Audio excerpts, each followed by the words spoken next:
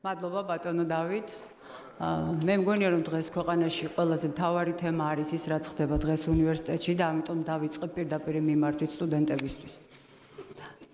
მე ვარ უნივერსიტეტელი, აფხაზეთის ოფის დროინდელი თაობის წარმომადგენელი და კარგად მახსოვს მაშინ ჩვენ სტუდენტები როგორ ვფრთხილდებოდით ერთმანეთს, ასევე კარგად მახსოვს რომ ბევრი სტუდენტი სამშობლოს თავისუფლებისთვის ბრძოლაში წავიდა და ვეღარ დაბრუნდა.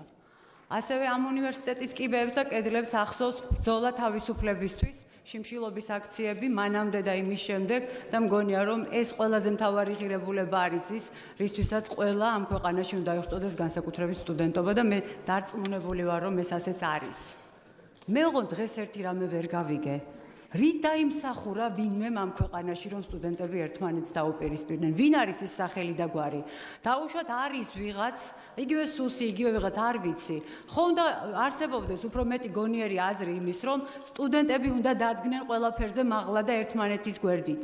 ნომერ პირველი მოცემულობა დღეს არის უნივერსიტეტის ინტერესების დაცვა და არა ის ვის რა უნდა, ან ვის რა ინტერესები აქვს უნივერსიტეტის სტუდენტებთან დაკავშირებით. დღეს არის რთული მდგომარეობა, ბევრი ითხოვს რექტორის გადადგომა. თუ რექტორი უნდა წავიდეს, ეს არ არის პრობლემა. რაც უნდა სტუდენტობას, ეს უნდა მოხდეს, მაგრამ ეს არ არის ახლა გადასაწყვეტი ამბავი და მე ძალიან მინდა მოუწოდო ახლა სტუდენტებს, რომ რაც შეიძლება მშვიდად შეხედონ და რაც შეიძლება მეტი სიმშვიდე გამოიჩინონ და ისე მიიღონ გადაწყვეტილებები. ჩვენ ყველანი ვართ თქვენს გვერდით.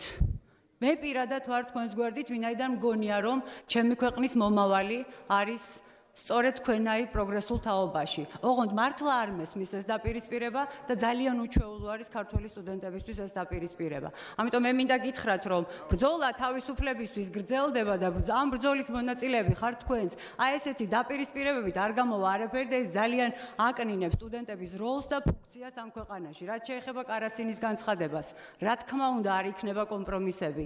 რა თქმა უნდა არაფერი არ იქნება საქართველოს სუვერენიტეტის, თავისუფლების დამოუკიდებლობის და სახელმწიფო ინტერესების დათმობის ხარჯზე. ბრძოლა საქართველოს სუვერენიტეტისთვის, დამოუკიდებლობისთვის და თავისუფლებისთვის გრძელდება და ეს იქნება ასე საბოლოო გამარჯვებამდე.